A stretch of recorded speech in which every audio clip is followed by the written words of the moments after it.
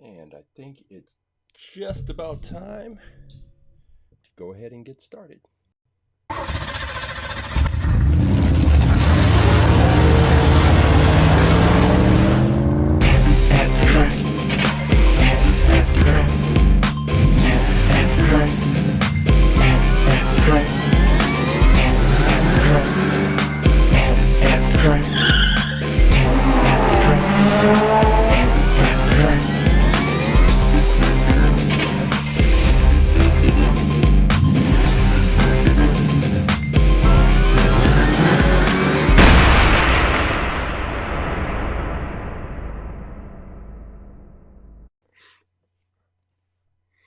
Hey, welcome to At the Track Live. I am Coach James. I am the creator and the lead instructor for All About Aerodynamics. What is All About Aerodynamics? All About Aerodynamics is a science program where I use Hot Wheels cars to teach kindergarten through sixth grade students about physics, about aerodynamics, about drag, about lift, about downforce, about energy, about kinetic energy, about potential energy, about force, about Isaac Newton and his three laws of motion, about elastic energy, and a whole range of topics. And once I'm finished teaching the students the science and the physics, I bring in hundreds of Hot Wheels cars, and each student gets to pick the car that they think would be fastest in a series of races based on everything that they've learned in the class.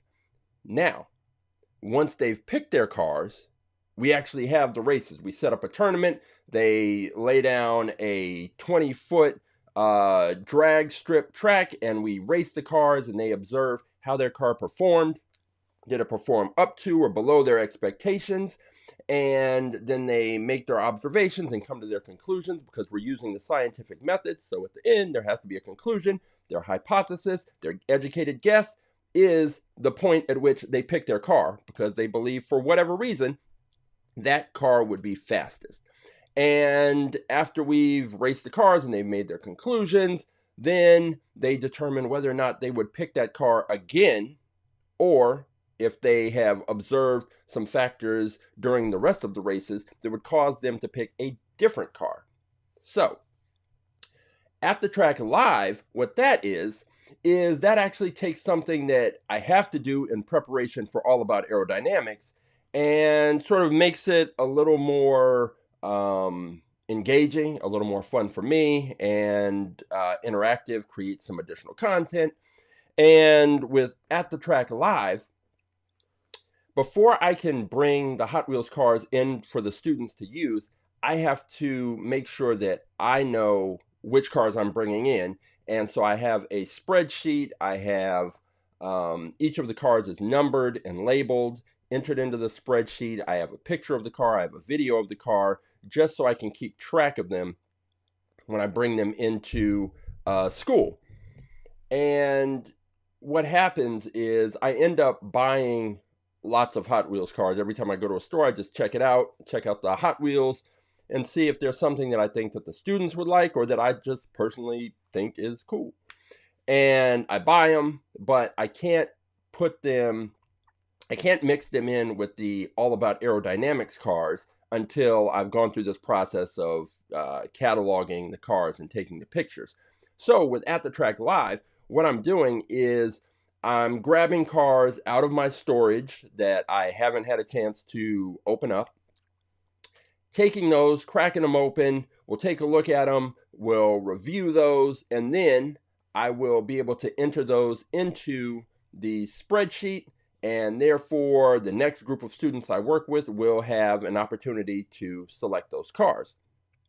And then, because I've already cracked them open and because there's a track just sitting there waiting for some action, I'll actually take the cars and take them to the track and race them, and we will have a little mini tournament to see which is the fastest car of the day. But the part that's interactive, the part where you can play a role, is that you can go to our website. You can go to atthetrack.live, and you will have three options. You will have an option for the YouTube link, an option for the Twitch link, which you don't need because you're already here. But the third link and the third option is choose a car. And if you go to that, it will take you to this page that will show you all of the cars that are currently in the All About Aerodynamics at the Track Live fleet. And currently we are up to, get my name off there. We are around 500 something. 500 and, let's see, 20, as the cars kind of populate in. 537. 537, and let me double check the spreadsheet. Yes, we did have 538, but one of the cars, the Celeron GT, if you were watching last week, unfortunately, it was too wide to fit into the launcher, and it had to be eliminated. So we are at 537. So you have 537 cars to choose from if you decide that you want to participate in At the Track Live. So what do you have to do? All you have to do is find the car that you want, that you think is faster than the car that I've just cracked open. And let's say you decide the car you think is fastest is this 68 Mercury Cougar. Okay, so you can click on it. You can take a look at the car right there. And then if that's the car you want to pick, all you have to do, each car is numbered.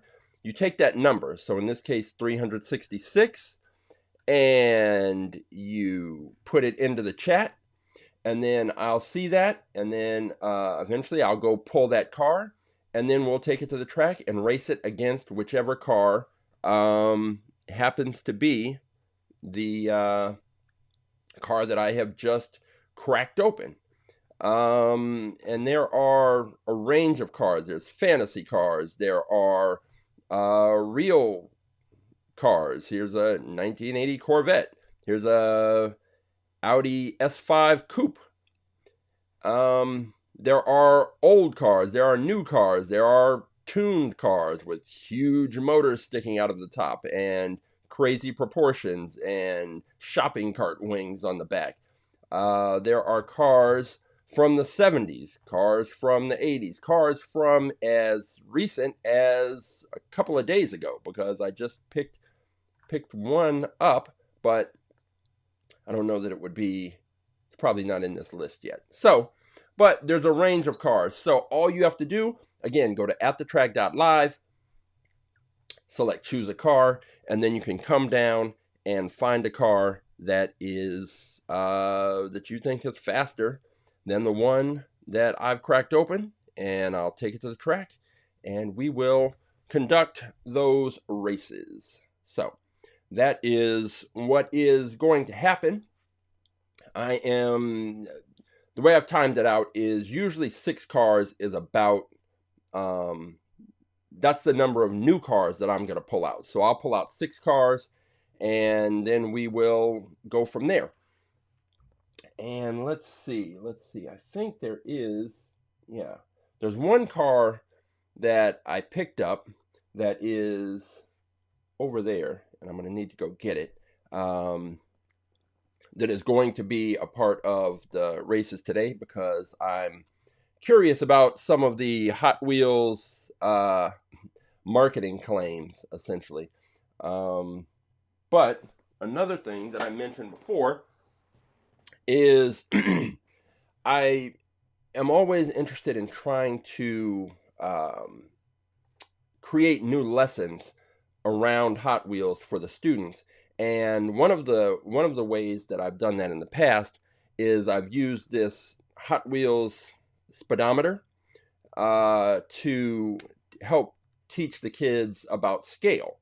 And Hot Wheels are 1/64th scale cars, of course, and scale speed is a way that they can determine how fast the car is traveling, how fast it would actually be traveling, and how fast it would be traveling at the scale speed. So this Hot Wheels speedometer, as I mentioned, it has 2 sensors, and when the cars pass through, you get a number. In this case, 560. And what the student should do, in theory, is that number, that 560, should, in theory, be 64 times, or you should be able to divide that number by 64 to find out how fast the car was actually traveling. And so that's the idea. And so to have the students make those calculations, it drives home the point about scale speed and that concept. The issue and the kind of problem that I had, and the thing that I was curious about, is whether or not this was accurate. And there's a number of reasons just by looking at it, because it just has the 2 sensors. There's a number of reasons why you can just look at it and tell it's probably not going to be accurate. And so I was always kind of looking for ways to accurately judge the speed. So Hot Wheels doesn't even make these anymore, and I think you can find them on eBay for a lot of money. But in this one, I've kind of cut up because I needed it to fit in a particular setup that I had. But I decided to try and create an experiment, since All About Aerodynamics is about science and experimentation. Tried to create an experiment to determine whether or not this was accurate, and if so, how accurate was it? So what I did is I got a radar gun that is predominantly sold and used to measure the speed of baseballs and pitches, and I think tennis and maybe golf swings, there's some application for it, but mainly it's to measure the speed of pitches. And so with that, the way I set it up, I could launch the cars and I could get the actual speed from the radar gun and then compare it to the speed that I got on the Hot Wheels speedometer, and then compare those and see if they were accurate and the same. So I'm working on that video, but in the course of doing research for that, I came across this device, this speedometer race timer, from an organization or a company called Cook's Projects. And so I placed my order, sent away for it, and it showed up. And what this does is there's a digital readout here, and then there are multiple sensors on either side. So unlike the Hot Wheels speedometer, this, I have 2 of these, and so you can set one up in each lane. But it's kind of an awkward setup, just because the way you have your track set up typically, or at least how I have mine set up, it's hard to position these so that they're on both tracks and measuring at the same time. So with this, I can measure the speed of 2 cars, not just one. And it compares them in the race, and you get all kinds of data and information. And I thought this would be great to use with the students, because we'll get more data, more information, and then I can create some additional lessons. And so I set this up, and one of the things that I noticed kind of right away is that the sensors here, they stick out a little bit too much. And the reason why that's an issue is because if I send a car through, the car is going to hit those sensors. And whether the car is wide or whether the car is narrow, these sensors stick out so much that the car is going to brush against it. And because of the force that's generated by our track, I was afraid, and am afraid, that the cars are going to hit these sensors and break them.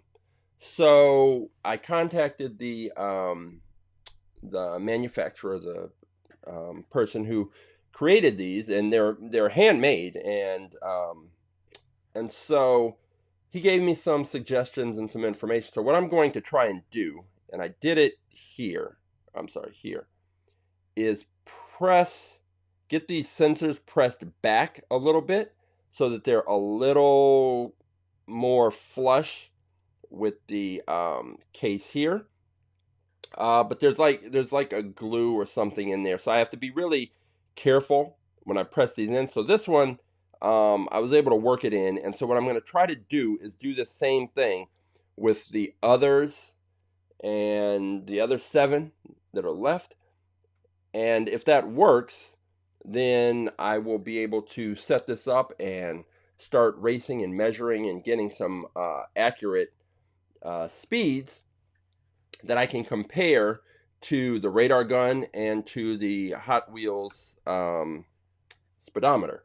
So I'm gonna try and put these in, but most likely I'm going to have to take this apart and open it up, and then I have some ideas about how I'm going to make this work, but I kind of really need to see the inside before I can do that. So there's some work to do, and of course I'm going to I'll record that, and then hopefully it all works out, because I'm really excited about the lessons that I can create if I can get the data and information from this unit. So we will see, and I will keep you updated about that. But what we're here to do today is we are here to crack open some new Hot Wheels cars and hopefully find a challenger to our fastest in fleet. And what is the fastest in fleet? The fastest in fleet is the name we've given to the car that is the fastest in the All About Aerodynamics at the Track Live garage. And currently it is this car, the Thunder Streak. And the Thunder Streak knocked off the Lolux a couple of weeks ago, and now it is our fastest car. It defended its position last week by defeating the fastest car in that group, and what year is the Thunder Streak? 1982. 1982. It's metal on metal. It's got that F1 IndyCar series style and design, and it's beaten out the last I guess 17 other cars that it's had to face. Well, really it hasn't faced 17. It was in the tournament, it beat a few, but it beat the fastest cars for the last couple of weeks. So this is the fastest car in the fleet, and if one of the cars today can defeat it, that car will be the new fastest in the fleet. So let's start by pulling out the first car that we're going to look at, and I still have some left over from Hot Wheels swap meet collectors thing that I went to, and so I'm going to reach into the bag, pull out a couple of cars, or pull out a car, take a look at it, review it, and then see if it's ready to compete to be fastest in the fleet. So let me reach in, grab a car.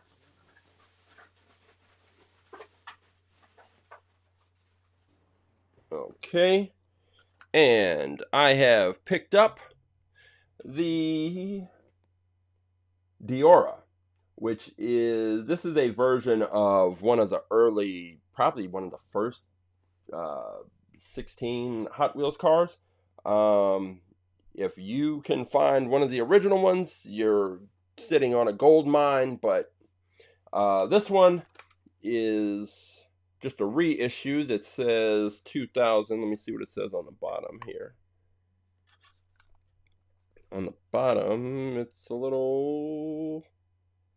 Yeah, so on the bottom, it says 1967, because that was when the original Hot Wheels cars came out, and this is one of them. This is a reissued version that says Cowabunga on the side. Just Teenage Mutant Ninja Turtles type thing. But let's crack it open and take a look. Oh, wow. Clearly this has already been cracked open because I'm noticing that there's tape all around the edges. But again, since I cracked these open anyway, and I'm not collecting them and keeping them on the card, it doesn't matter. So let's crack this open somehow and peel this tape off.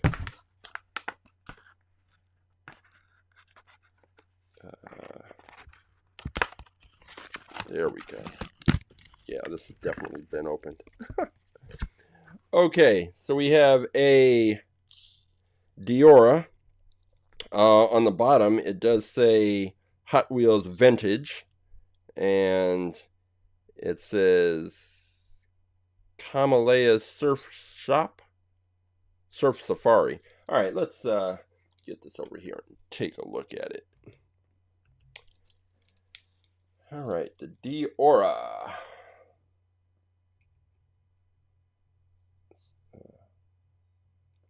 I'm not sure how this will do on the track. The one thing that I do see is I see that the wheels are not flush with the body, and I'm not really a fan of cars with the wheels being together in a very narrow kind of way, because it just doesn't seem to work out on our track. But you know, we will see. Let me get this lined up so I can take a picture, take the still picture, and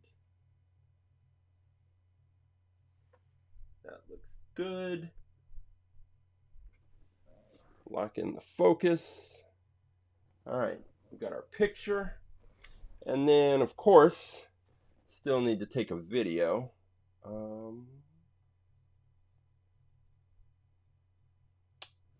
Let's get this lined up right there. Oh, I hadn't get this on. All right, that's a little. Let me get the video, get this thing turning. All right, lock the focus in.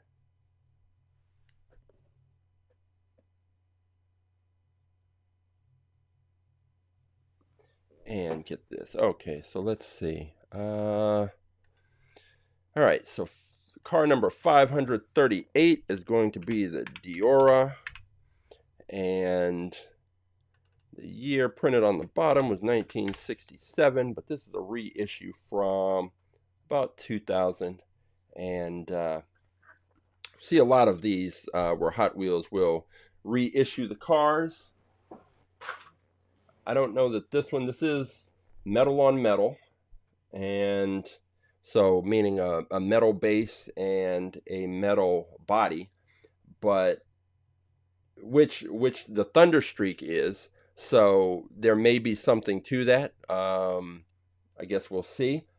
Again, my concern is the narrow wheel position, and the cars that do better tend to have wider wheels, or the wheels positioned in a wider way. So, but we'll see.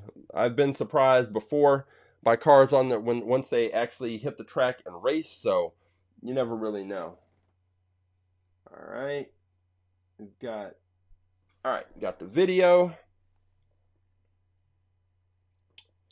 And that is the Diora. So that is our first car up today. Let's see. Going to get car number 2. Let me reach in here.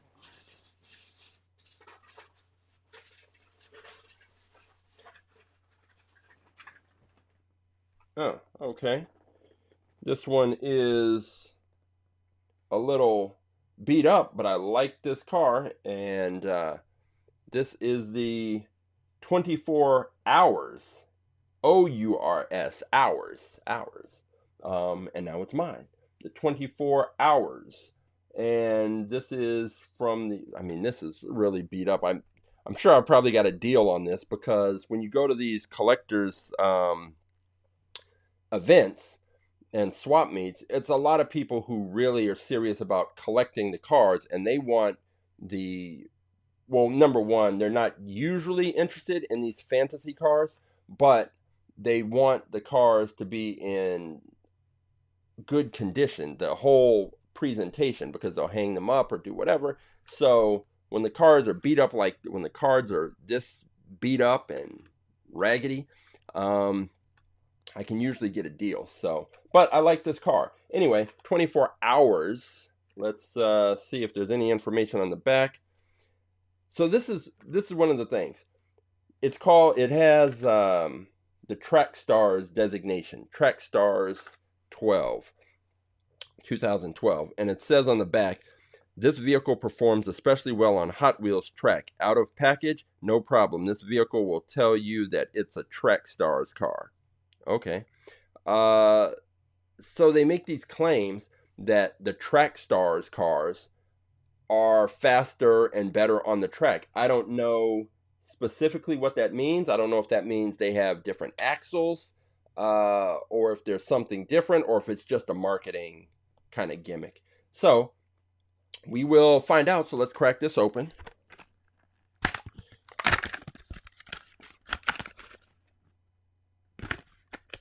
Okay.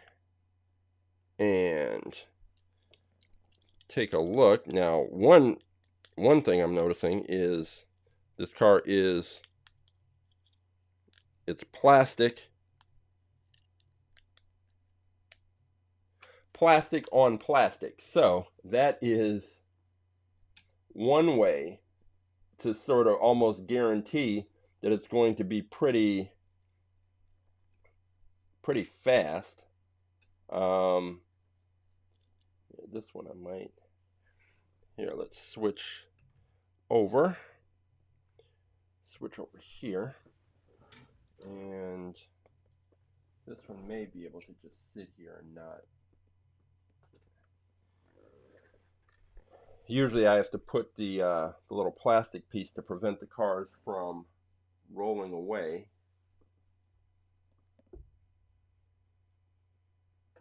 I think this one might be okay to stay put. So it's plastic on plastic. Oh, I saw a little bit of movement, but we'll see what happens.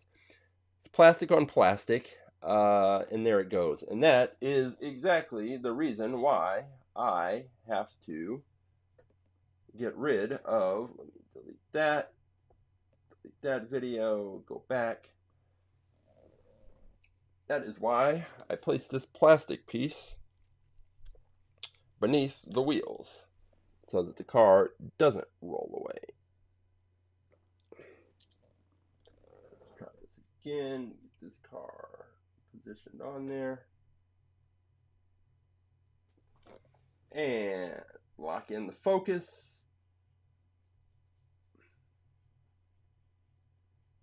And here we go again.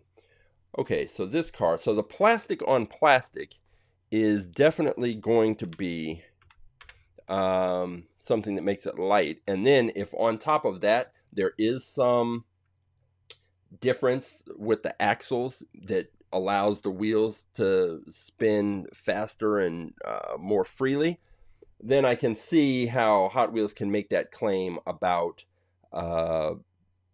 this car is definitely a track star and will be faster on the track.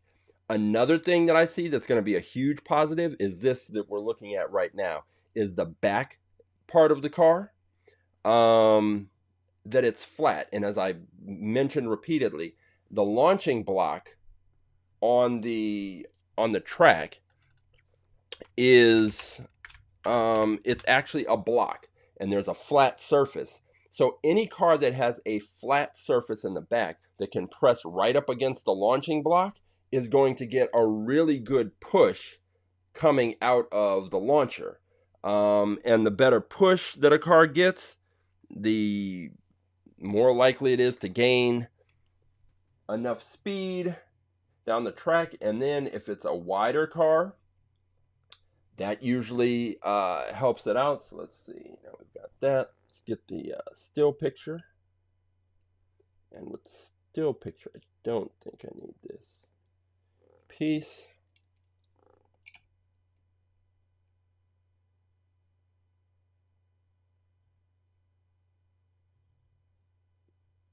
Maybe I will need it. Let's see. Get this. I think I will need the plastic piece. Because, yeah, but this thing will not stay put. But first, let me switch over to photos. Put that back there. Car here. Let's get zoomed in. And get this straightened out. That.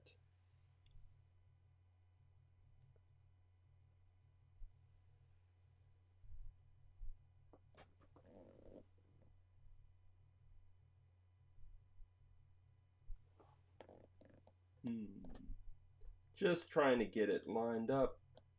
That's good. Perfect. All right.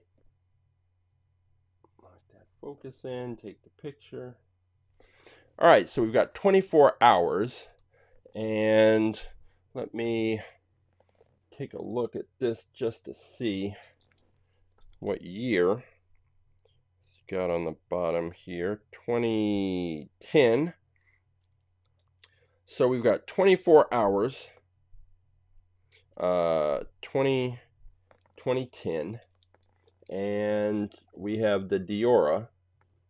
And so far, I'm definitely thinking that this 24 hours is going to be, of the two that we currently have, is going to be fastest. So those are the first two. We've got 4 more to go. And remember, if you want to pick a car that you think would be faster than the 24 hours or the Diora or even possibly the Thunderstreak, all you have to do is go to atthetrack.live, and then it will take you to this page. And on this page, you can scroll through. You can see all of the cars that we have currently in the fleet.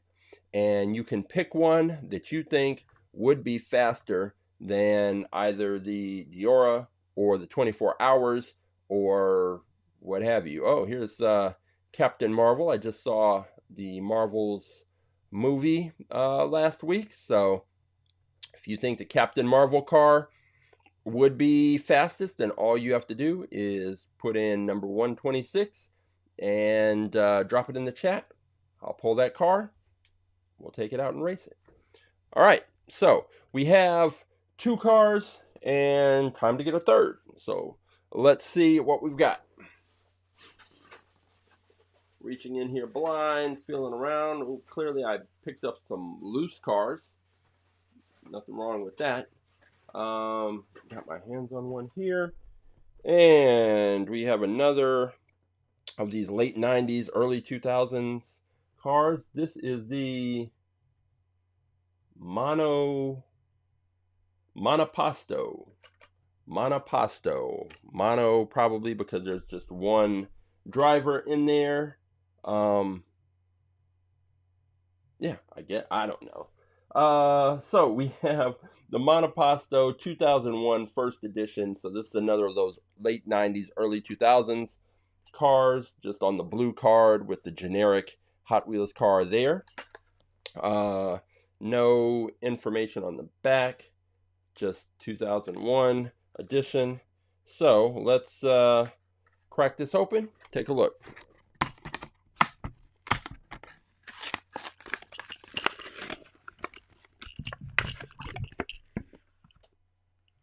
Okay, again, the Monopasto, the year on this is 2000, and let's go ahead and take a look. All right, so we've got the Monopasto. It looks to be a metal body on a plastic base. I'd have to double check that, but that's what it seems like at first glance. Let me get this lined up, take a picture. And I think that looks good. All right, got the photo. Now, just need to take this video and get this thing spinning.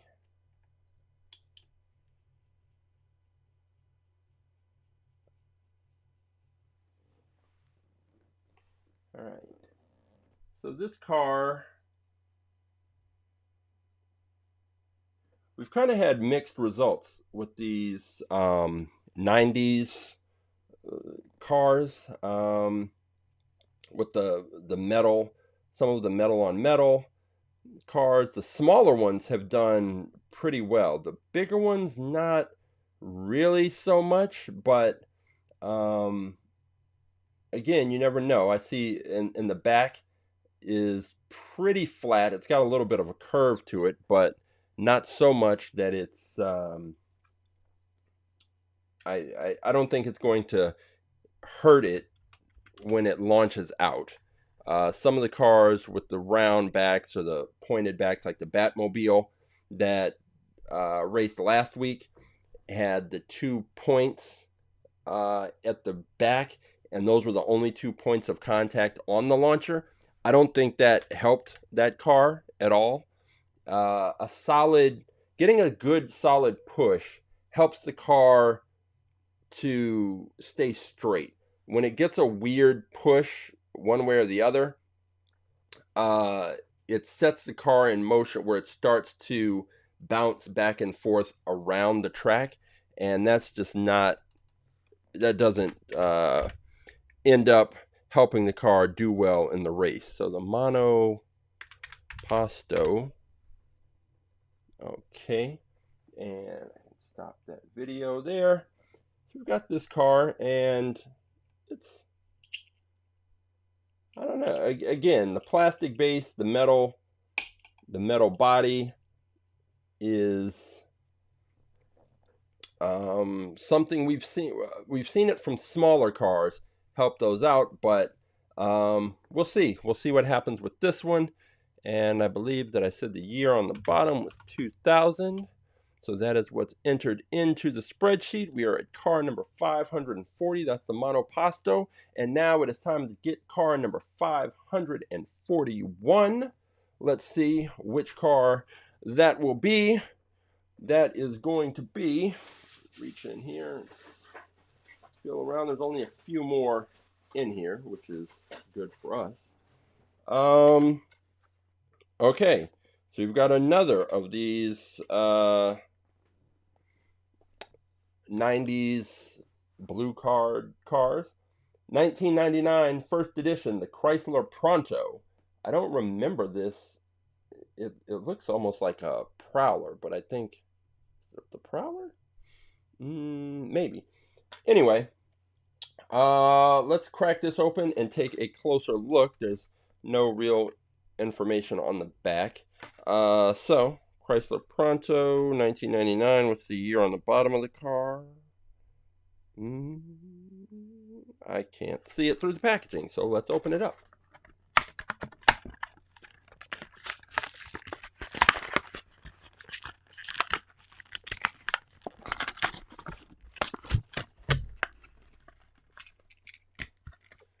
All right, Chrysler Pronto. This is another car with a metal body with some plastic on a plastic base. So let's take a closer look. Right here, Chrysler Pronto.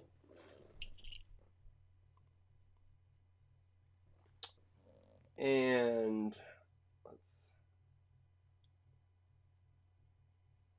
lock in that focus. Well, get it lined up properly. And Chrysler Pronto. So this car, it may do well competing against the monoposto and possibly the Diora, but I don't think it's going to be anywhere near fast enough to beat that the 24 hours, the Track Stars car, because that plastic on plastic with whatever the Track Stars cars have, and I don't know, I'd have to look it up to see if there's a different axle setup or something, but just the plastic on plastic part alone seems to put these other cars at a disadvantage. But that's just my guess based on the observations that I've made before. Chrysler Pronto. And it's no guarantee that that this car won't be fast. There are always surprises. And it does have the metal body, and it has a plastic base. And then that windshield and that top portion for the roof are also plastic. So you never know. That's the exciting part about actually racing these cars, is because you just don't know until you actually race them. All right, let's get the still picture here. I think I will need to stop the turntable and get the car positioned right here. Let's go ahead and zoom in.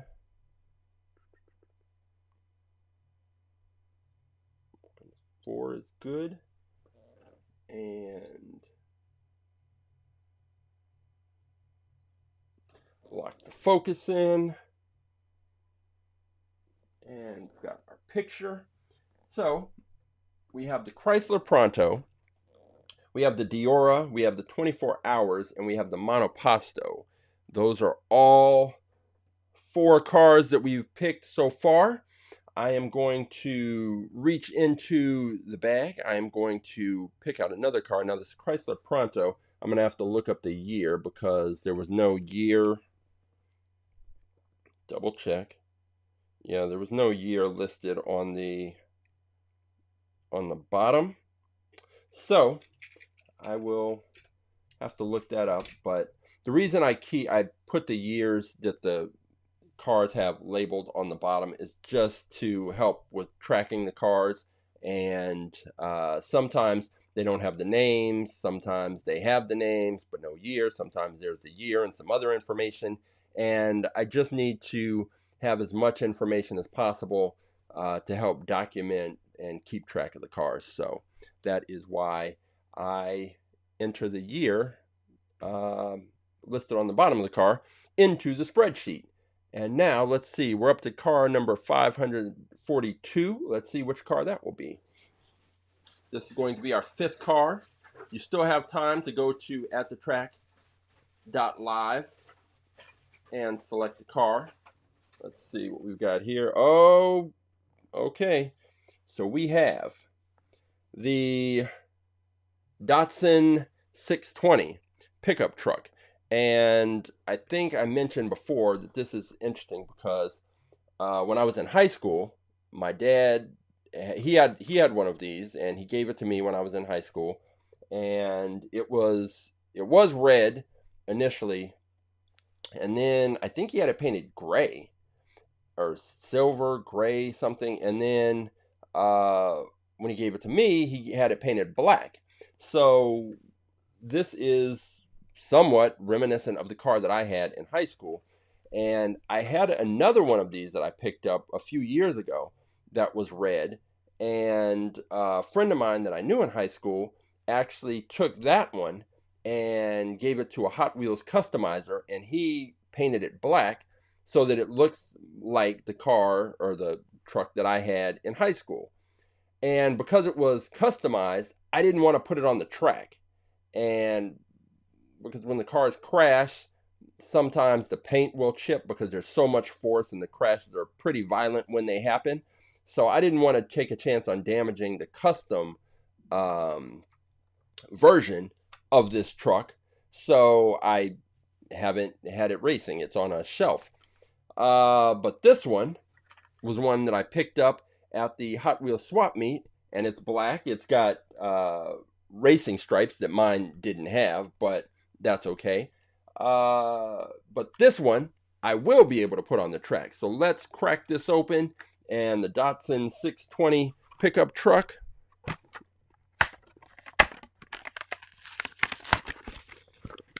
This was, yeah. Okay, now this one might give one of the other cars a run for the money. I don't know about this with the wheels and everything. I guess it's my sentimental favorite and pick. So let's take a look at this Datsun 620. Let's go over here, and there it is. Let me just go ahead and take the still picture first. That looks good.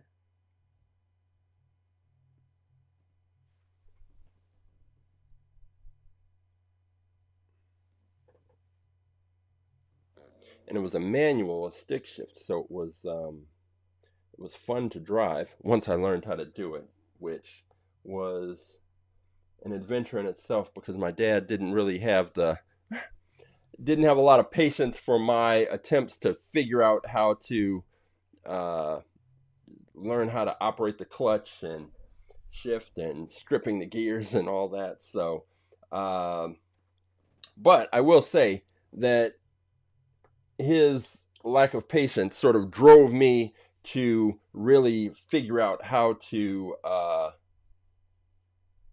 drive the stick shift faster than I probably would have otherwise, because I just wanted to get it right and be able to do it, and therefore have him stop riding with me so I could just get out on the road and do my thing. But it was definitely a fun truck to drive until a few years later, when it had some electrical problems and a bunch of wires and everything burned up while I was at a stoplight, and that was the last time I drove it. Then a neighbor of ours, the car just sat in front of the house. I left and went to college, and then a neighbor of ours got it from my parents, and she, got whatever manual she needed to get and diagnosed the problem and changed the wires out and this and that, and she had it up and running, and so it lived on. I don't know where it is now. I know she doesn't have it because I saw her several years ago and we talked about it, but she doesn't have it. So hopefully somebody has restored it or kept it up and is enjoying the Datsun 620. So we will see if the Datsun 620 pickup can hang with the Chrysler Pronto, the Monoposto, the 24 Hours, and the Diora. So those are our 5 cars that we have so far. Let me get the year on this Datsun. The year is 2013. So 2013 on the Datsun, and enter that in.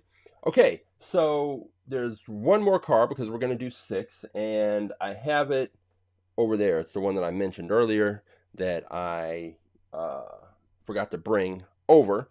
It's not in this group. It is. Let me go grab it, because especially now, considering the 24 hours, this car is going to be a little important.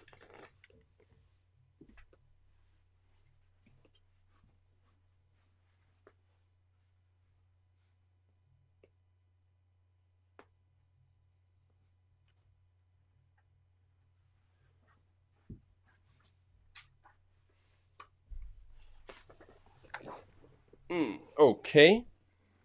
So, The last car that is going to be entered, officially entered today, is going to be this one, the Flash Drive, Legends of Speed. And I suppose I need to check. Let me check the database.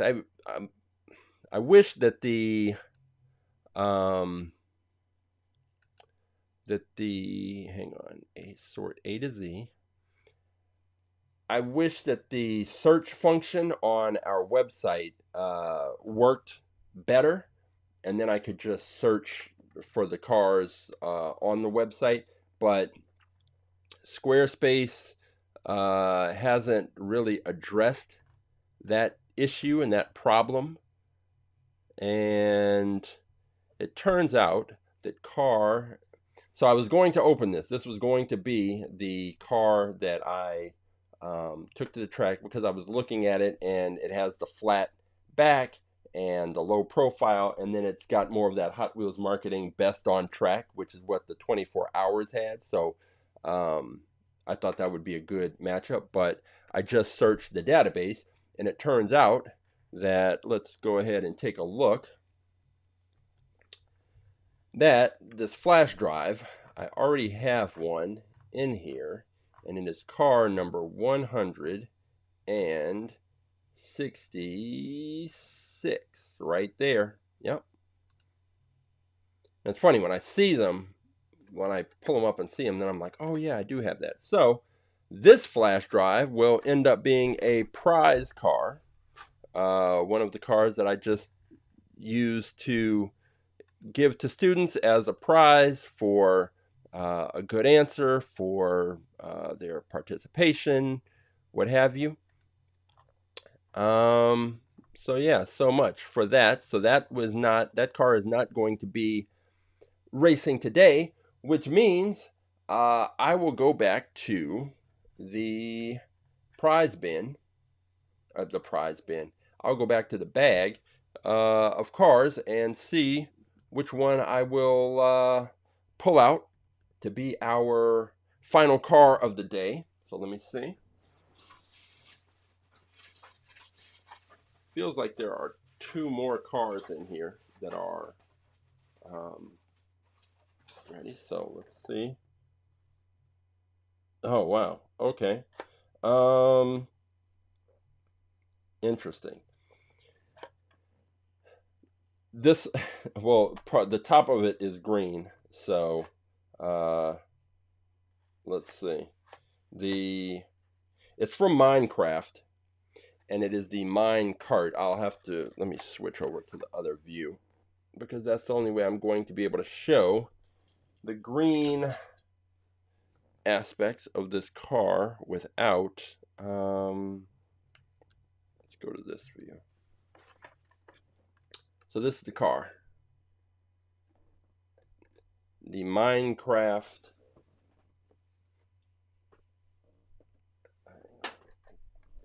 All right, first things first. Let's stop this from spinning. Let's put this car right here. And then let's shift the focus. There you go. So this is the car, the Minecraft car, which I picked it up because it is this is the most unaerodynamic car in Hot Wheels history. It has to be. If not it's got to be one of, because this square shape is absolutely something that the students should know not to pick. But I selected it, and I got it specifically because a lot of the kids love Minecraft, and the trick is, or sort of the thing is, will they set aside what they like and make a choice based on the science and the things they've learned about aerodynamics and physics and the shape of cars and how the air will impact the car and the car's shape and the ability of the air to go over, under, and around the car? Will they think about those factors when choosing a car? Or will they pick a car based on something they like, even though it's not aerodynamic at all. And so this is just a good one to throw in the mix. So I figured, hey, why not? Although in looking at it, I have no idea how this is going to perform on the track, or what's going to happen at all. I really don't know. But let's crack it open, and we will find out shortly.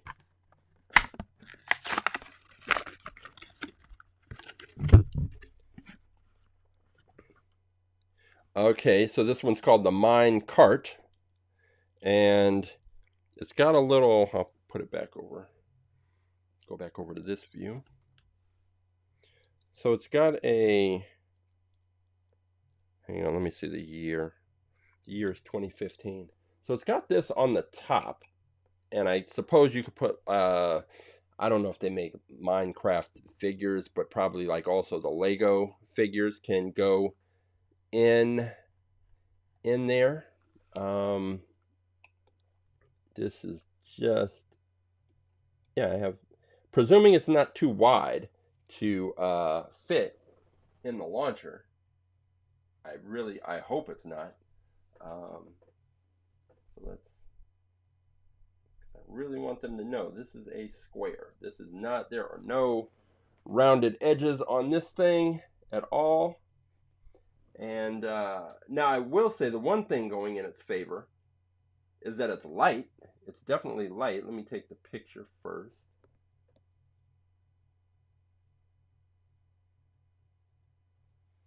And the thing that would be sort of craziest is if this Minecraft car ended up being really fast. And I think because it's light, because it has that empty space right here, because this is all empty, it pretty much is just this box. This is all plastic sitting on this metal base, and I don't know that it's going to be stable on the track. It looks to me like a candidate to crash and burn on the track, but that is why we actually race them, because you just never know. So let's lock in the focus.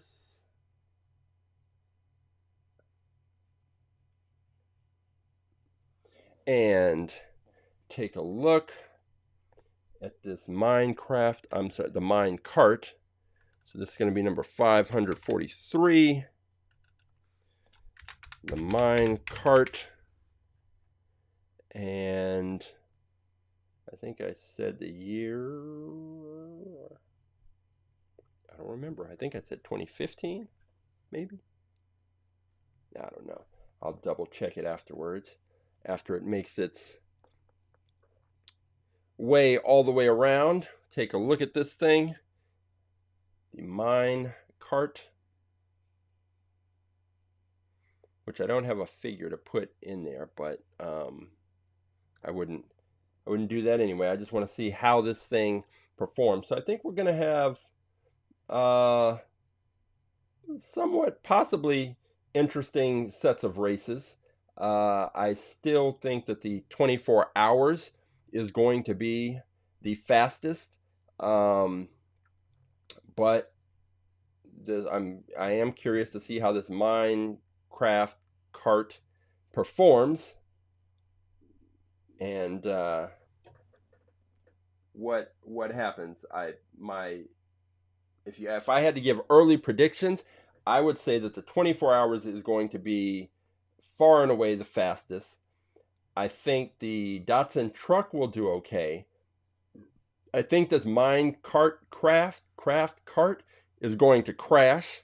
I think it's going to crash before it gets to the first camera. I don't think it's getting all the way down, but I could be wrong, but I don't think I'm wrong. So we have our cars, and again, this is your last chance. If you want to choose a car, to have me race against one of these 6 cars, all you have to do is there's a QR code below. There is a website. All you have to do, go to atthetrack.live, select choose a car. It will take you to our page with all the cars listed. Put in the number of the car you want to choose and drop that in the chat. And then I will pull the car and we'll race it against one of these. But that time is ticking shorter. So give you probably have another minute or so to drop that in. Let me check the year on the Minecart. That was 2015, right? 2015. Okay, so we have our 6 cars, and those 6 cars will then ultimately go up against the Thunderstreak. So the winner of this mini tournament will take on the Thunderstreak to see which car is going to be the fastest in the fleet. And just move this over here. Okay. And one last thing before we head to the track, I just want to explain what you'll be seeing. And the track is set up in a way where we have 3 camera views. There is the camera on the left, camera in the middle, and the camera at the end. The camera on the far left shows our start line and where the cars launch. So the cars will come out of the launcher that's located at the top of the screen on the far left. The cars will launch out and they will head towards the bottom of the screen. As they pass out of the view of the bottom of the first camera, you can pick them up at the top of the center camera, which captures the middle part of our track. The cars will come into view at the top, they'll speed towards the bottom, and once they pass out of view of the bottom of the middle camera, then you can catch them on the far right with our finish line camera. And the finish line camera shows, of course, the finish line. The cars will come down, they'll pass under the finish line gate, and the winning car will be indicated by a solid red light. So a solid red light indicates the winning car, and a flashing red light indicates the losing car. So solid red light gives you the winner, flashing red light is the losing car. Also, these races are best 2 out of 3. So after the cars come through the first time, then they will switch lanes, and then we will run the race again. And the first car to win 2 of the 3 races is the winner. And I have spent a lot of time. Usually it's about 45 minutes to an hour adjusting the track before each broadcast, because I have to make sure that the tracks are aligned straight so that no car has an advantage, that there aren't any weird curves or bends. I have to clean the tracks because, dust and other things can settle on the track, and I don't want anything to interfere with the operation of the At the Track Live All About Aerodynamics races. So always have to inspect, and examine the track. And now that the track has been inspected and examined, now that the cars have been picked, it is time to go over to the track. So I am going to head over there, and I will see you in about 30 seconds.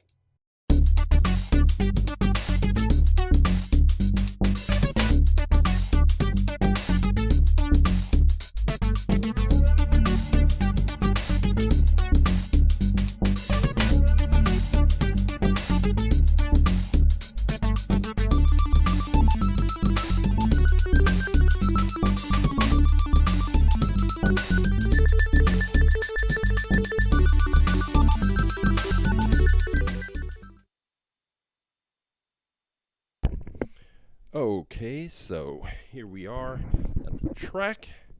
And I just, as I always do, I just want to double check, make sure the sound is working and where it should be.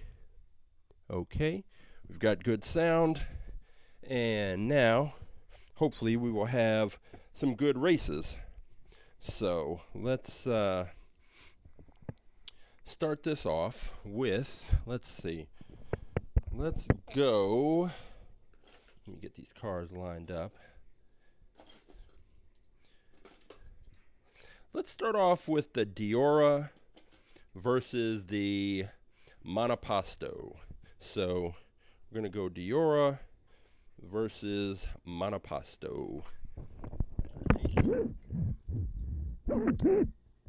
see if the Diora can represent for the original Hot Wheels cars.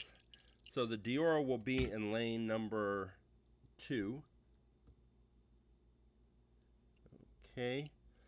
It's a little narrow, but who knows if that will, well, narrow cars tend not to do as well. That's just how it is. They end up bouncing around the track, and that doesn't help them perform very well. But we've got the Diora in here. Get it. All right, got the Diora in lane 2. We've got the Monoposto in lane 1. So now let's see what happens in race number 1.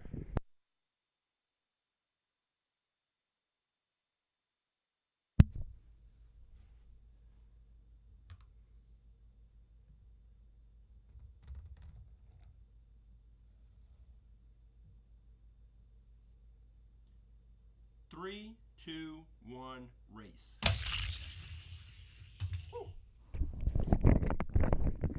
Okay, Monoposto took it, but the Diora didn't perform badly. It was hanging in there, good solid run, not a lot of bouncing back and forth, but again, you can see how narrow the Diora is. So that is not, it's not something that's usually a trait that you want in the cars that you pick, but hey, that was a good race. So we will switch lanes and we'll get the Diora will be in lane number 1.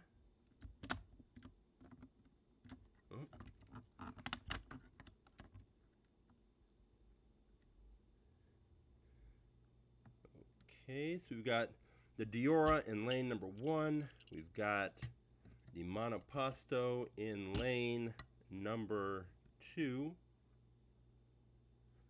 All right.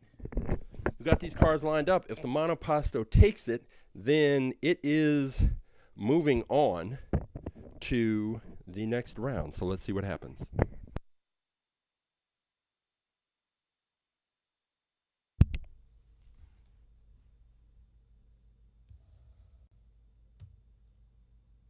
Three, two, one, race.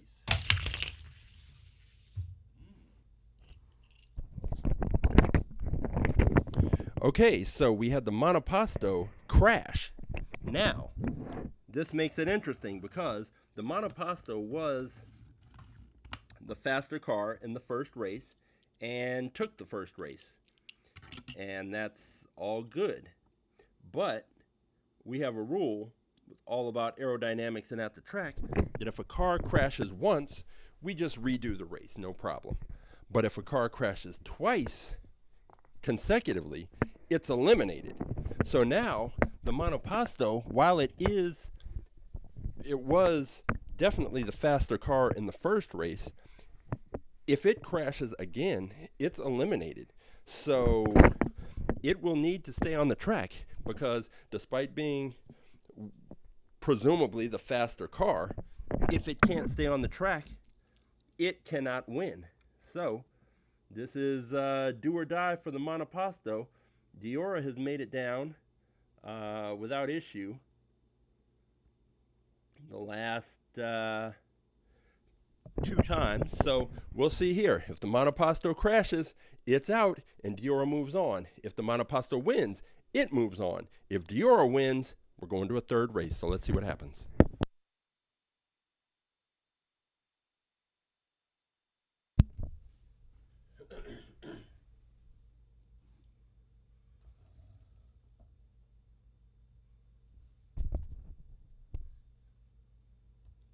Three, two, one, race.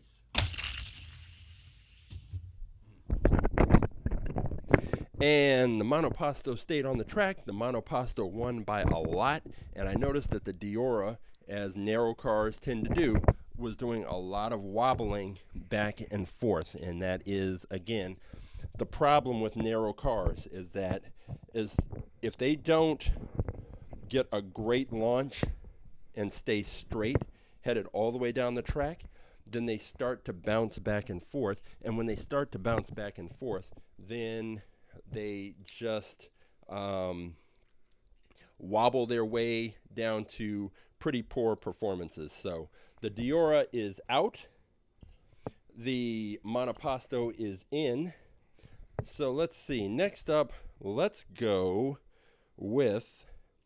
We've got to see how this Minecraft cart thing does. So we will go Minecraft cart against the Datsun 620 pickup. So Mincart against the Datsun pickup. I really can't. I just can't see this Minecraft cart staying on the track, but it's wide, so that's a good sign. It presses right up against the launching block, which is also another good sign. For the Datsun, loading that in there. So the Datsun's a little more narrow, which is not ideal, but we'll see what happens. And we've got these two lined up. So we've got the Minecraft cart in lane 1. We've got the Datsun pickup in lane 2. So let's see what happens.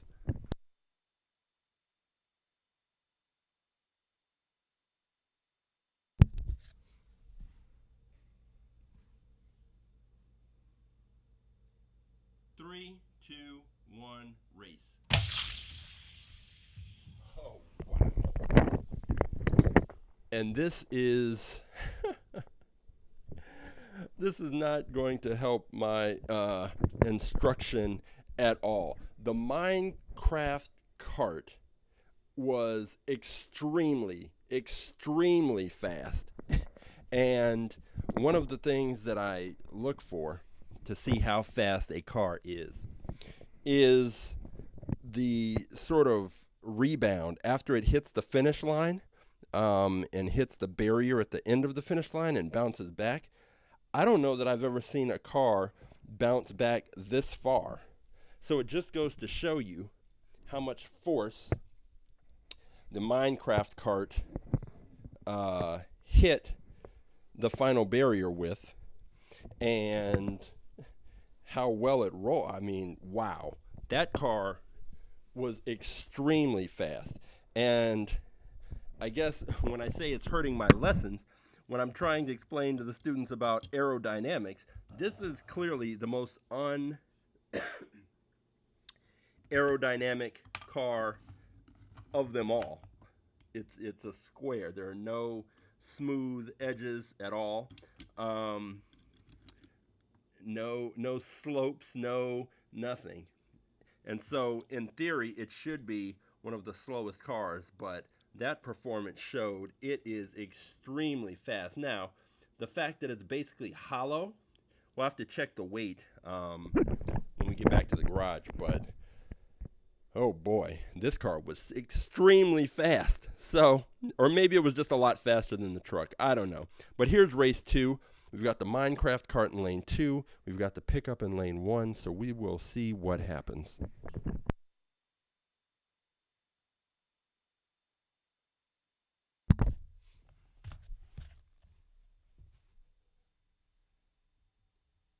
Three, two, one, race.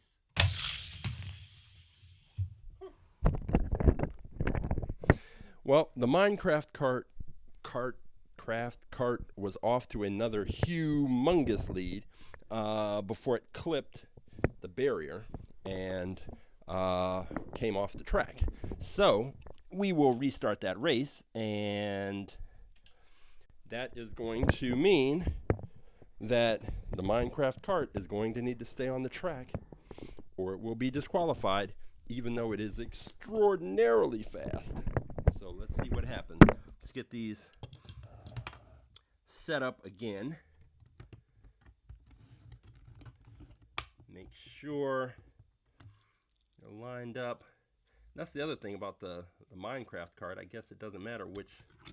There is no front and no back. They're pretty much exactly the same on both sides. So, okay, there's that. Get the Datsun set up, lined up. All right, so let's try this again. We've got the Datsun pickup in lane 1. We've got the Minecraft Minecart in lane 2.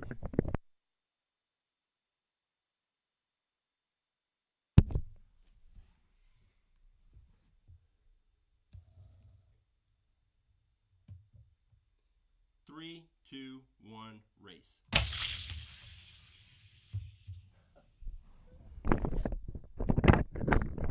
So the Minecraft cart, again, was off to a huge lead. It bumped against something on the track around the same place where it crashed before.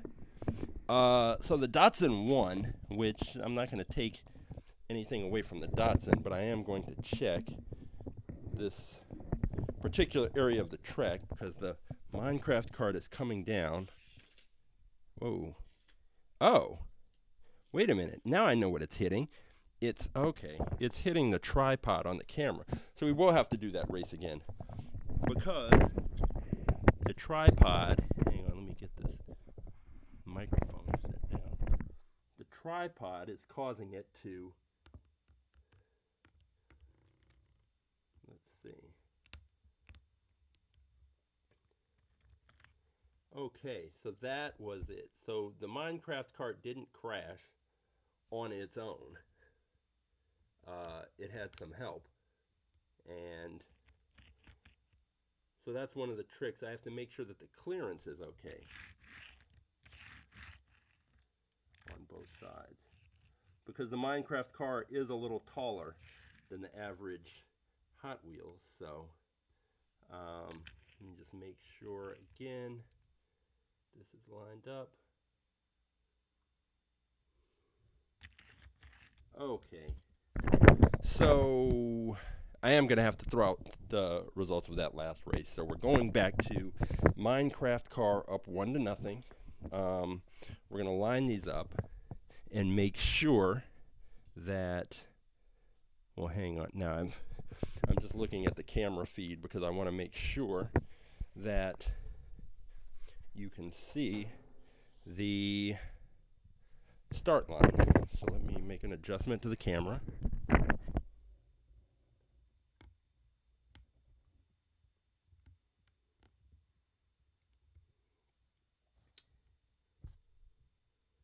Let's see, adjust that up.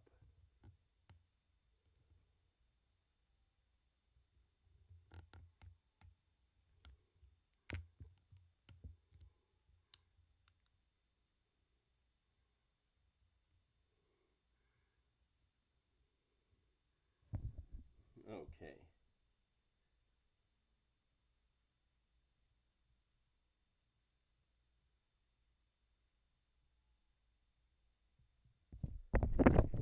Okay, let's see. That looks good.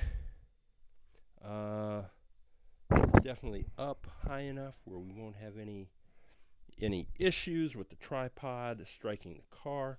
So yeah, when the Minecraft car crashed that first time, I thought it hit the barrier. What had happened was the tripod was down just a little low, and it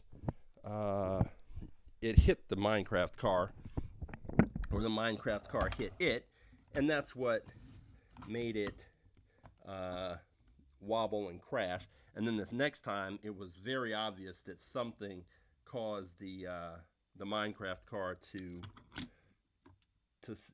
slow down. It did. It still finished, but it definitely hit something and slowed down. So we've got that cleared up. So now the Minecraft car should be able to make it all the way down the track without any encumbrances. And we'll see what happens. So the Minecraft car is still up 1-0. We had to throw out the other two results because it was interference from the tripod. So the Minecraft car is up 1-0. The Minecraft cart is in lane 2. The Datsun pickup is in lane 1. Now let's see what happens.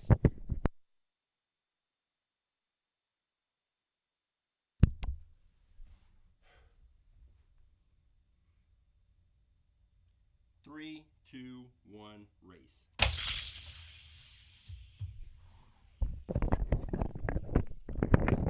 The Minecraft car destroys, absolutely destroys the Datsun pickup, and now we are going to move on, and that Minecraft car is on some of the show. There's a show on the Discovery Channel where people are racing, doing drag races out on the street, and when someone shows up with a car that looks like it might be really slow, but it turns out to be really fast because of the engine or because of whatever modifications they've made, they call that a sleeper car, because everybody's sleeping on that car, not expecting it to do much, and it turns out to be incredibly fast. Well, the Minecraft cart seems to be the ultimate sleeper, but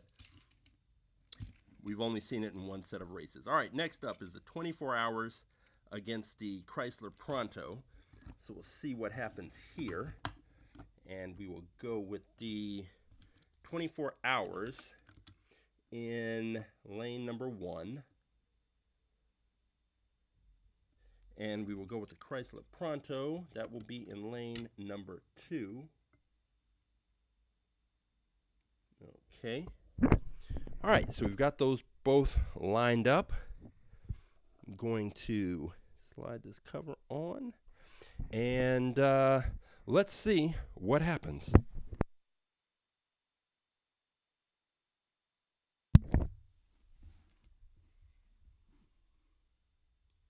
3, 2, 1, race.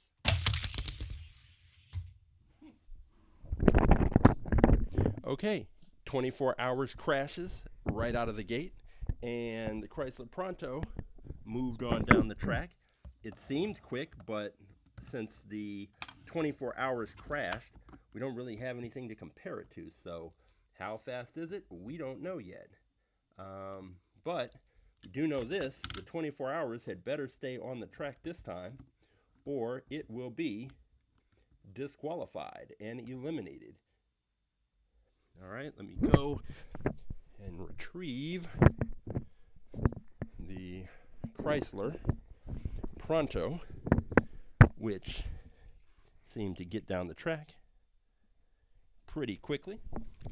But this one was also interesting because it was the metal body with the plastic windshield, roof, and rear window. So who knows what kind of role that will play. But we do know this: 24 hours better stay on the track this time, or else, because two consecutive crashes and you're done. So let's see what happens. 24 hours lane 1, Chrysler Pronto lane 2.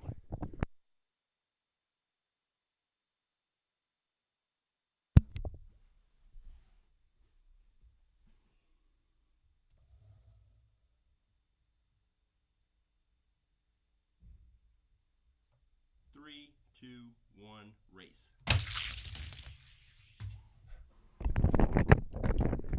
"24 hours crashed again, and the Chrysler Pronto took that, and it looked like it was going to be out ahead anyway.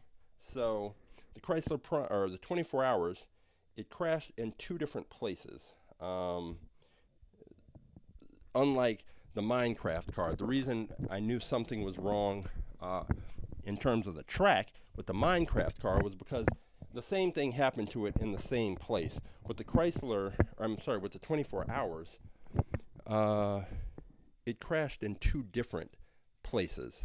So it wasn't a matter of the track having a problem. This time the car had the problem. And because it crashed twice, it is out. And therefore, we are now down to 3. We have the Minecraft cart, we have the Chrysler Pronto, and we have the Monoposto. So let's go Monoposto and Chrysler Pronto and see which of these cars will move on to face the unexpectedly fast Minecraft Minecart.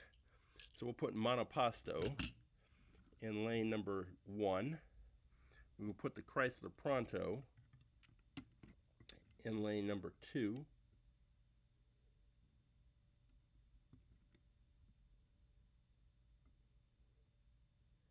Looks good. Okay, so Chrysler Pronto lane 2, Monoposto lane 1. I guess a semi-final face-off to see who is going to take on the Minecraft Minecart. So let's see what happens.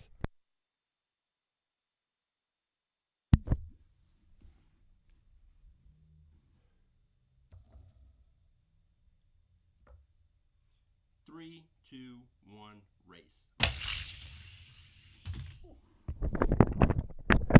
Monoposto takes it clearly.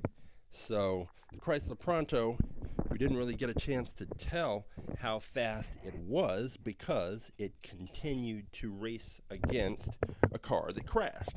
So we had nothing to compare it with. Now we do, and we see that the Chrysler Pronto was significantly, the Monoposto was significantly faster than the Pronto, which hadn't raced against any other cars. So let's set them up, switch lanes. We've got the Pronto now in lane 1. We have the Monoposto in lane number 2.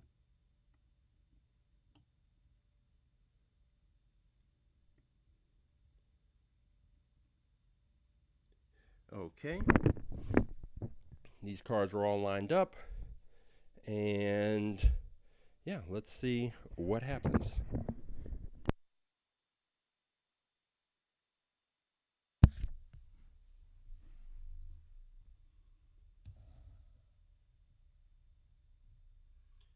Three, 2, 1, race.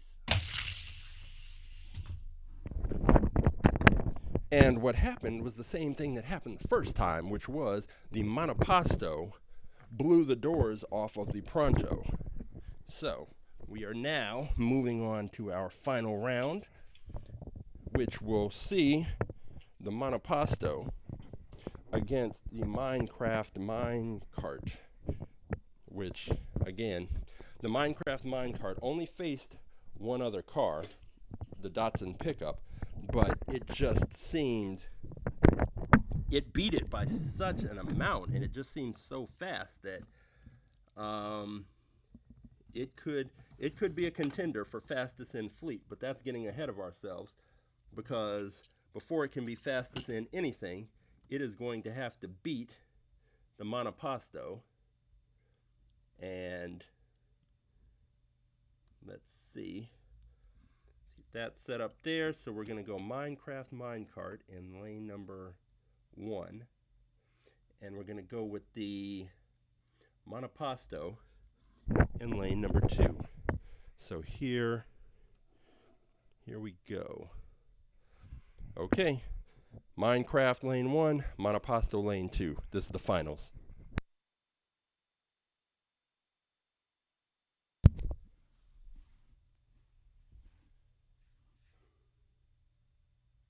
Three, 2, 1, race.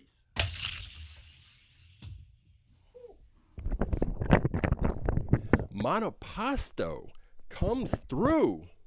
It was a good race, But it's funny because even if it's nose to nose, if the cars are moving at about the same speed, the monoposto at least has a front end to cross the finish line first. But that was a good race. Monoposto took it. The cars will switch lanes, and we will see if we have to go to a third race. All right, let's see. Get them set up here. The monoposto will be in lane number 1. And the Minecraft Minecart will be in lane number 2. Okay, those two look pretty good, and we will see what happens. So Minecraft lane 2, monoposto lane 1. If the monoposto takes it, it is moving on to challenge the Thunderstreak for the fastest in fleet title.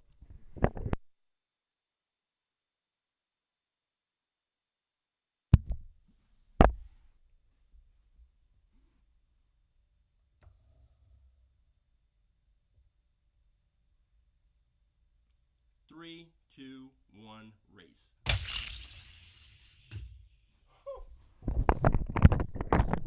And the monoposto takes it. That was another very good, very close race, but the monoposto caught up.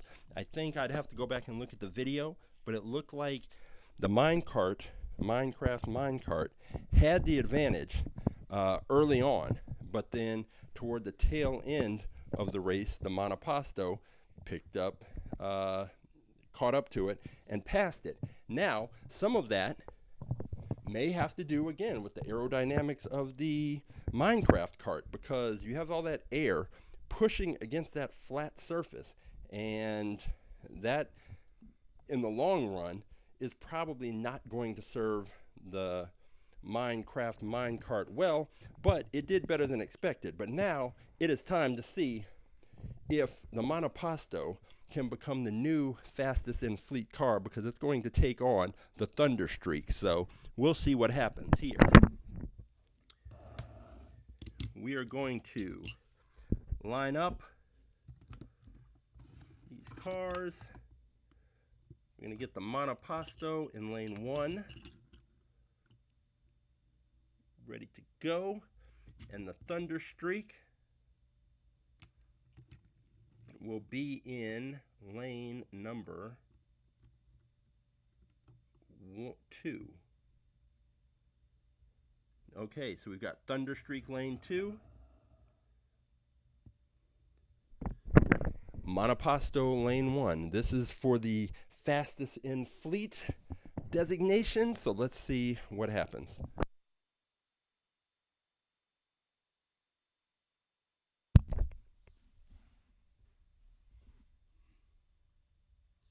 Three, two, one, race.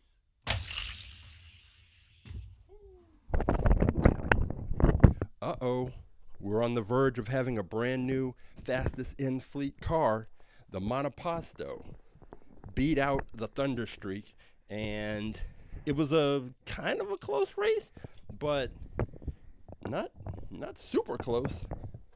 So we will change lanes, and if the Thunderstreak wants to keep its crown as the fastest in the fleet, it's going to need to do something, because monoposto is proving that it is definitely one of the cars that it was underrated by me. I thought the 24 hours would be the car we would be looking at in this position to take the fastest in fleet title, but I was wrong. This is why we have to race the cars. So here we go, and get this positioned just right. Okay, so now Thunderstreak is in lane 1, monoposto's in lane 2. Monoposto's already taken one race. If monoposto wins this one, it is the new fastest in fleet car. If the Thunderstreak wins, we are going to a third race to find out who is the champ. So let's see what happens.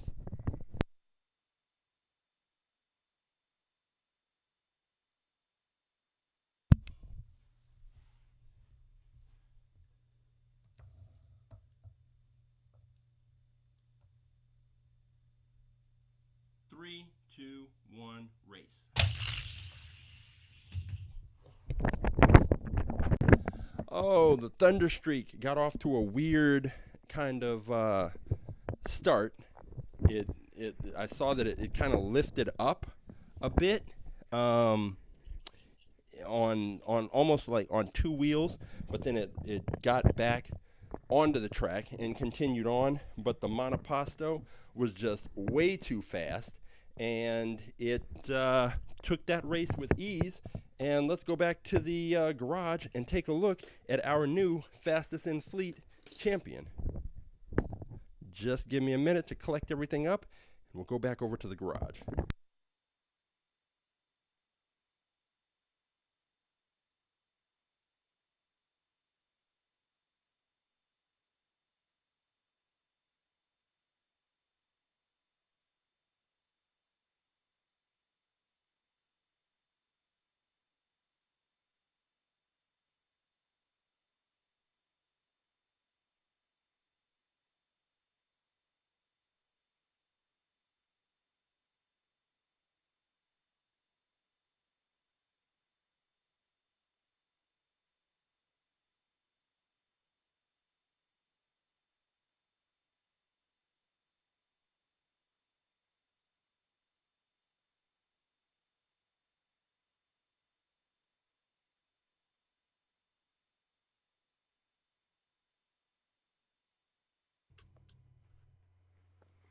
Okay, so we've got a new fastest in fleet car, the Monoposto. I didn't have huge expectations for this car, uh, but it got the job done. I think the uh, not only the aerodynamics of the car, but let me lock in this focus. Um, the back. I think the back, again, as I've mentioned, a car with a flat back to press up against the launcher gets a very good push. And so I think that helped it. I think the width of the car also helped it. I like the fact that the wheels are flush with the body. I think that's always a plus. You can look at, again, just the aerodynamics of the car. The air is going to have a pretty easy time coming up over and around this car. It's going to cut right through the air. And this is our new fit. And then this other side, there's only this one area where the driver sits, where there's any interruption to the body lines, but it's coming up pretty smooth right there. And this car really surprised me and is the new fastest in fleet car. The Thunder Streak had a good, I guess about a two-week reign until we found another car. And this is the whole reason why I love racing the Hot Wheels cars, because you just never know which car is going to be fastest until you get it out there on the track. You see how it performs, and then if it repeatedly performs well, then you can start to look at it and see, what about the design? What about the materials used? What is it about a particular car that makes it faster than the others?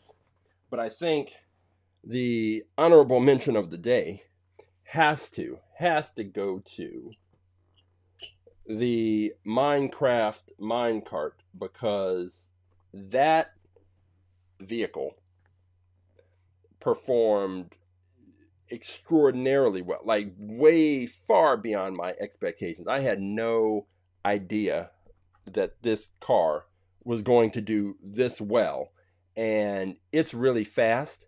And so now what I think is going to happen is students will pick this because they like it, and then I'll say, hey, well, shouldn't you have considered the aerodynamic properties?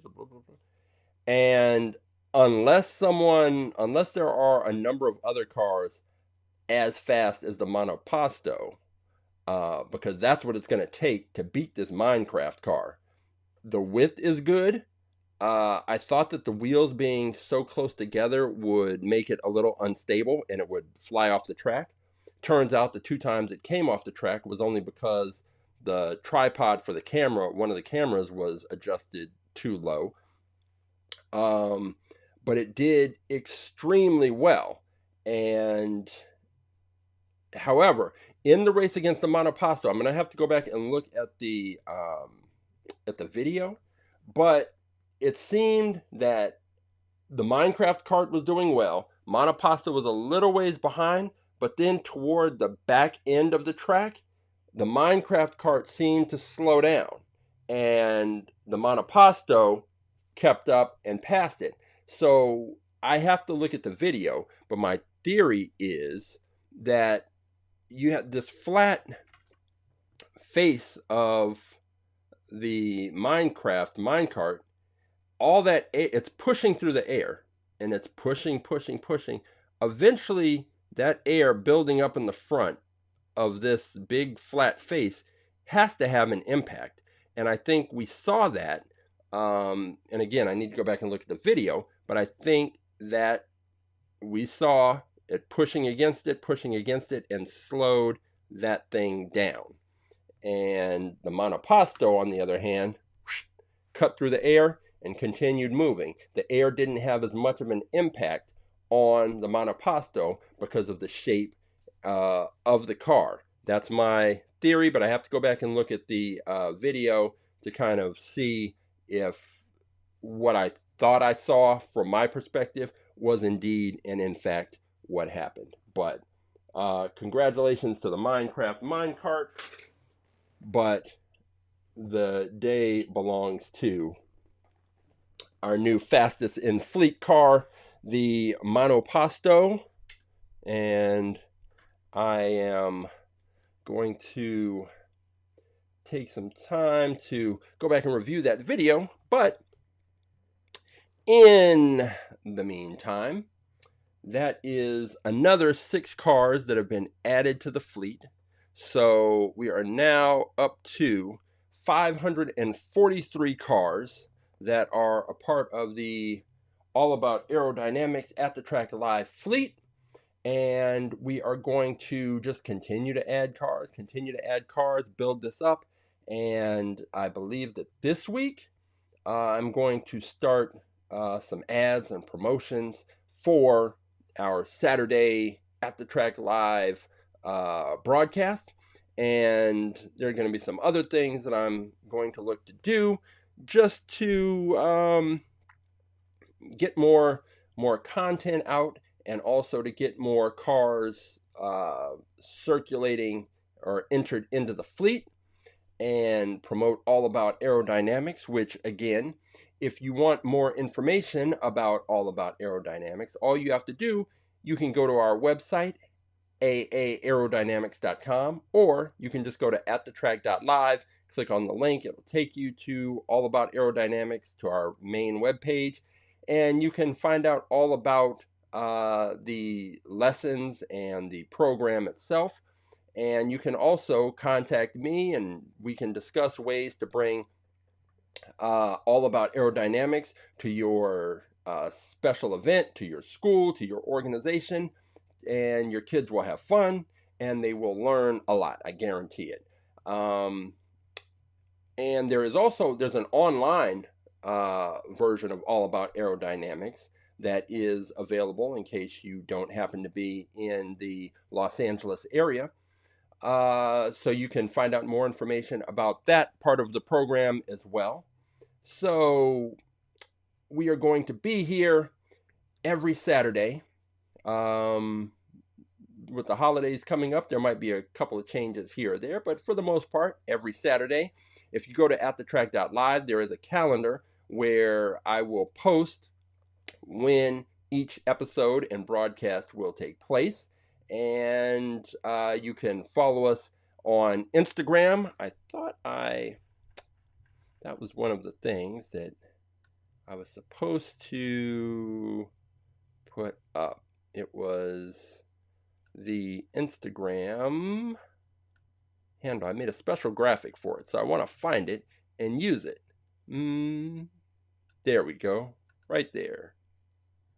Okay, I don't need it to be all the way up there. It can be down here and a little smaller. But there we go. If you want to find us on Instagram, it's right there at AA Aerodynamics. And that's really the best place to get all of the up-to-date information. No less than an hour before we go live and have broadcast, I will post to the Instagram story and there'll be a timer, and you can click a reminder if you want. And if you can't watch live, then you always have the option to go to our YouTube page. And on our YouTube channel, we have, if you click on the live section, you'll see all of the episodes of At the Track Live. And there are time codes. So if you just want to watch the races, you can do that. If you want to see the reviews, you can do that. And you can get up to date. So if you miss out live, you can always catch it on the replay on the YouTube channel. So that is about all. Also going to try and start some live Instagram live broadcast, kind of a pre-show, considering making an At the Track Live and All About Aerodynamics Facebook page. That's something else that's going to be looking into to do before the end of the year. So there's a lot going on, but again, All About Aerodynamics, the science program, is the main thing, and that is really what this whole thing is all centered around. The science program teaching kindergarten through 6th grade students about physics and aerodynamics using Hot Wheels cars. And At the Track Live is where we get to race the cars, and you can pick a car. So if during the week you want to go to atthetrack.live, select choose a car, you can look through all 543 cars, find the car that you want, and then next time we're live, you already know which car you want to pick. Just drop the number of the car in the chat, and I'll pull the car, and we'll take it to the track and race it. So it is just that simple. And I believe that's it. We've got a new fastest and fleet champion, had some good races, had an unexpectedly fast car. So it was all good today. So hope you have a good week. I am Coach James for At the Track Live and All About Aerodynamics. Until next time, see you at the races.